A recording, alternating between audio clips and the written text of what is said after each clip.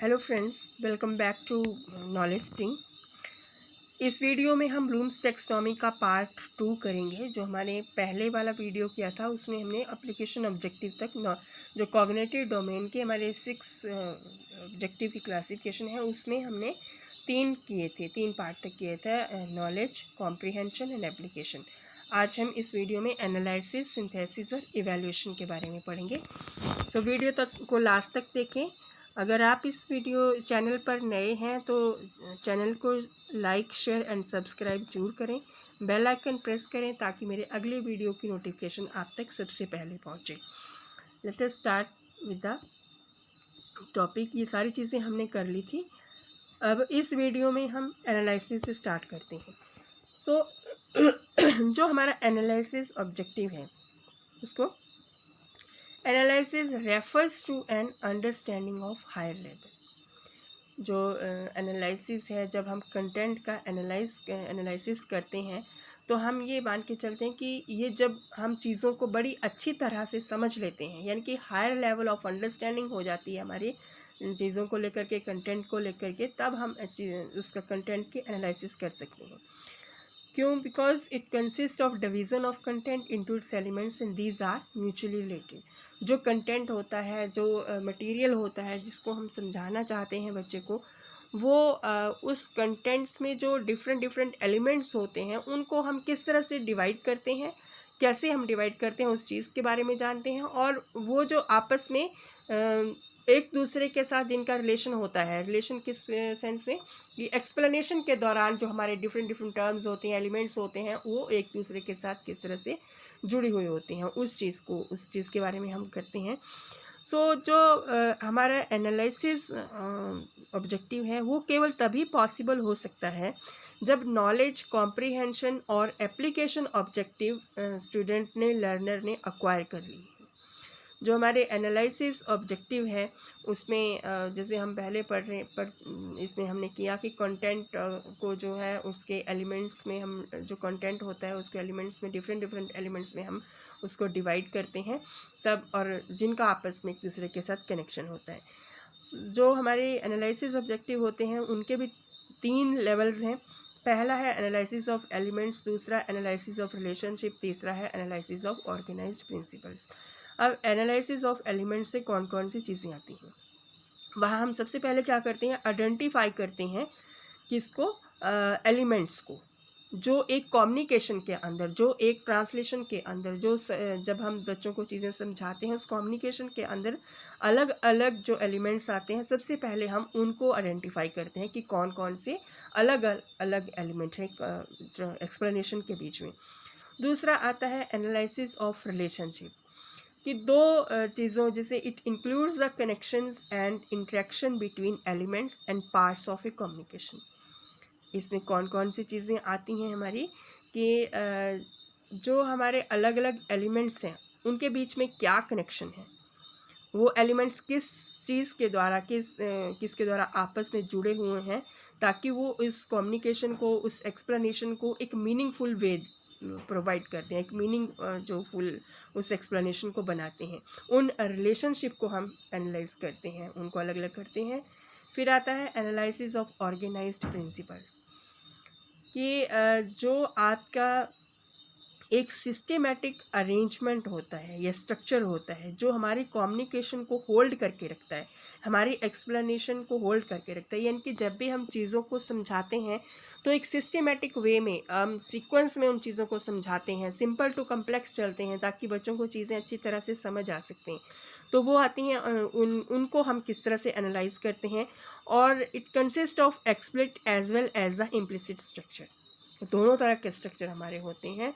और एनालिसिस में अब हमने इन 3 जो लेवल हैं उसके द्वारा भी हमने समझा कि बारीक से बारीक चीज़ जो हमारी एक्सप्लेनेशन को मीनिंगफुल बनाती है, हम उसको पहले एनालाइज करते हैं, अलग अलग तोड़ कर उस चीज़ को अंडरस्टैंड करने के लिए, डिवाइड करके, ताकि हम उन चीज़ों को और अच्छे तरीके से, क्रिटिकल वे से उन चीज़ों को समझ सकें और एक्सप्लेन कर सकें। उसके बाद हमारा 4th स्टेप आता है, 5th स्टेप आता है सिंथेसिस। सिंथेसिस जो हमारा ऑब्जेक्टिव है, ये हमारा एक, इसे हम दूसरे नाम क्रिएटिव ऑब्जेक्टिव के नाम से भी जानते हैं। और क्रिएटिव ऑब्जेक्टिव के नाम से क्यों जानते हैं, क्योंकि जो हमारे सिंथेसिस ऑब्जेक्टिव होता है it aims to help the learner to acquire necessary ability to combine the various elements or components of an idea, object, concept or principle in order to produce an integrated picture. यानी कि चीज़ों को हम पहले तो हमने analysis में चीज़ों को अलग अलग किया। अब सिंथेसिस में क्या होता है कि जो हमारे अलग अलग एलिमेंट्स होते हैं, कंपोनेंट होते हैं एक आइडिया के, ऑब्जेक्ट के, कंसेप्ट के, प्रिंसिपल के, एक्सप्लेनेशन के, हम उनको क्या करते हैं, उनको एक इंटीग्रेटेड फॉर्म में प्रेजेंट करते हैं।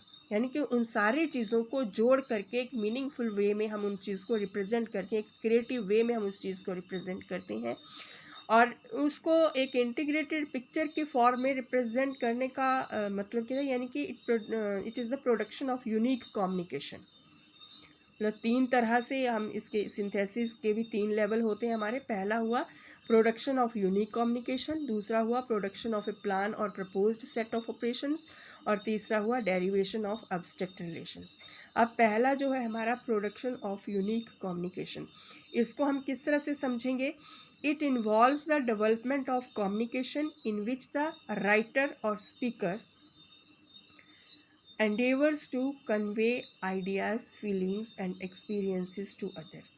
इसमें इस तरह की कम्युनिकेशन की डेवलपमेंट होती है, यानी कि जब हम एक्सप्लेन करते हैं चीज़ों को इस तरह से, जैसे जो राइटर होता है यानी कि जो लिखता है या जो बोलने वाला, समझाने वाला होता है, उसका प्रयास रहता है कि वो कैसे अपने आइडियाज़ को, फीलिंग्स को, एक्सपीरियंसेस को दूसरे तक ट्रांसफ़र करे, कम्युनिकेट करे। जो उसके अंदर थॉट्स हैं उनको एक यूनिक वे में वो कम्युनिकेट करे सिंथेसिस ऑब्जेक्टिव में। दूसरा जो इसका लेवल है वो ये है प्रोडक्शन ऑफ ए प्लान और proposed set of operations. So it comprises of a development of a plan of work और proposal of a plan of operations, कि किस तरह से उस प्रपोजल को हमने आगे एग्जीक्यूट करना है। और जो हमारा प्लान है वो इस तरह का होना चाहिए कि वो जो उस काम की, उस पर्टिकुलर टास्क की जो रिक्वायरमेंट्स हैं उनको सेटिस्फाई करें, जो हम बच्चों को देते हैं या जो हम अपने लिए उन चीज़ों को डेवलप करना चाहते हैं, उस काम के प्रति, उस टास्क के जो रिक्वायरमेंट्स हैं उनको सेटिस्फाई करें। इस तरह से हमारा जो प्लान है वो वैसा होना चाहिए। थर्ड आता है derivation of a set of abstract relations. अब एब्स्ट्रैक्ट रिलेशंस क्या होते हैं कि ये जो हमारा थर्ड लेवल का ऑब्जेक्टिव है सिंथेसिस इसमें, तो it includes the development of abstract relations either to classify और एक्सपाउंड पर्टिकुलर डाटा, कि एक्सप्लेन करना किसी पर्टिकुलर चीज़ को, फिनोमिना को, एक्सप्लेनेशन को, या फिर कोई प्रोपोजिशन जो है उसको डिड्यूस करना, या जो हमारे बेसिक सेट ऑफ प्रोपोजिशन या सिंबॉलिक रिप्रेजेंटेशन है उनके बीच में एक रिलेशन को डिराइव करना, उस चीज़ को समझाना। जैसे कि हम जो हमारे ये ज्योमेट्रिक ये होते हैं या ट्रिग्नोमेट्रिक के जो फार्मूलेज होते हैं, ज्योमेट्रिकल जो हमारे ऑपरेशंस होते हैं, उनमें हम इन चीज़ों को ज़्यादातर करते हैं। नेक्स्ट हमारा आता है इवैल्यूएशन। सो इवैल्यूएशन जो हमारा है वो सबसे हाईएस्ट लेवल ऑफ ऑब्जेक्टिव, इसके ऑब्जेक्टिव ऑफ कॉग्निटिव डोमेन, इसका जो एम रहता है वो क्या होता है? To develop the learner's ability to make appropriate judgment about what has been attained in the form of knowledge, understanding, application, analysis and synthesis। यानी कि जो कॉग्निटिव डोमेन के हमने सिक्स्थ ये क्लासीफाई किया था, जिन 6 फील्ड में हमने उन सब चीज़ों को हमने अटेन कर लिया है, गेन कर लिया है।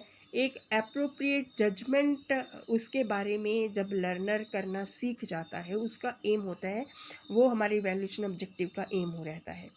जो हमारी जजमेंट होती है या जो हमारी इवैल्यूएशन होती है, उसमें एक स्टूडेंट से, एक लर्नर से हम ये एक्सपेक्ट करते हैं कि उसने जो भी किसी चीज़ के प्रति, चाहे किसी idea, object, principle, theory, concept के प्रति जो चीज़ उसने सीखी हुई है, वो क्वांटिटेटिव और क्वालिटेटिव जो उसकी वैल्यू है, उस चीज़ के बारे में वो एप्रोप्रिएट डिसीजन कर सके या सही तरीके से बता सकता है कि ये क्वांटिटेटिवली ये चीज़ हमने सीखी है या क्वालिटेटिवली हमने ये चीज़ सीखी हुई है। और वो एक इस तरह की अप्रोप्रिएट डिसीज़न तक पहुंच सकता है मैटर को लेकर के, कंटेंट को लेकर के, मेथड को लेकर के, इन सारी जो भी कॉग्निटिव एबिलिटीज़ हैं जो इसने बाकी जो कैटेगरी हमने पढ़ी हैं इसकी ऑब्जेक्टिव्स की, उनके द्वारा इन सब को उसने अचीव किया है या नहीं किया है।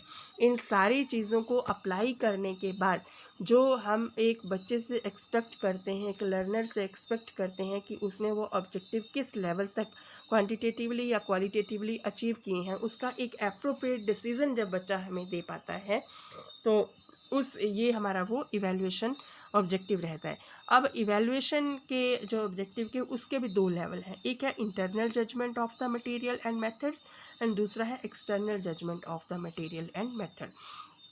Internal judgment of material and methods का जो जब इंडिविजुअल खुद उन चीज़ों को महसूस करता है या उन चीज़ों को अपने आप हमें पता चलता है कि हम कितना सीख चुके हैं, हम खुद की इवैल्यूएशन खुद करते हैं और कितना अंडरस्टैंड किया है हमने चीज़ों को, कितना कॉम्प्रिहेंड किया है, कहाँ तक हम उस चीज़ों को एनालाइज करते हैं या उन चीज़ों को हम क्या करते हैं, सिंथेसाइज करते हैं। External judgment of the material होता है जो हमारे एग्ज़ाम वगैरह होते हैं, जैसे हमने जो भी चीज़ें हैं हमने जो सीखी हैं उनको हम किस तरह से रिप्रेजेंट करते हैं, कैसे हम उनके परफॉर्म करते हैं, वो होती है आपकी external judgment of the material and method.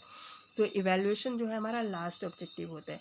अब ब्लूम्स टेक्सोनॉमी में हमने सिर्फ एक डोमेन पढ़ी है अभी, जो वैसे 3 डोमेन्स इन्होंने बताई थी हमारे एजुकेशनल गोल की, तो हमने इन 2 वीडियो में सिर्फ कॉग्निटिव डोमेन के बारे में ही पढ़ा। कॉग्निटिव डोमेन में जब भी हम आगे जब अपने लेसन प्लान बनाते हैं, जो अपने ऑब्जेक्टिव क्लासरूम में जाने से पहले निर्धारित करते हैं, तो हम इस ब्लूम्स टेक्सोनॉमी को फॉलो करते हैं कि जो हम अपने इंस्ट्रक्शनल ऑब्जेक्टिव बनाते हैं वो इसके अकॉर्डिंग होने चाहिए, ताकि जब हम बच्चों को पढ़ाएं, लेसन पढ़ा दें, तो लेसन को पढ़ने के बाद वो बच्चा उनको एक सीक्वेंस्ड वे में उन चीज़ों को सीखे और आगे हम इवैल्यूएशन भी उसी तरीके से करते हैं कि क्या बच्चे ने वास्तव में वो चीज़ें सीखी हैं या नहीं। तो this is all about the cognitive domain of the blooms taxonomy. Next जो है हम अगले वीडियो में करेंगे अफेक्टिव डोमेन और psychomotor domain. Thank you, have a nice day.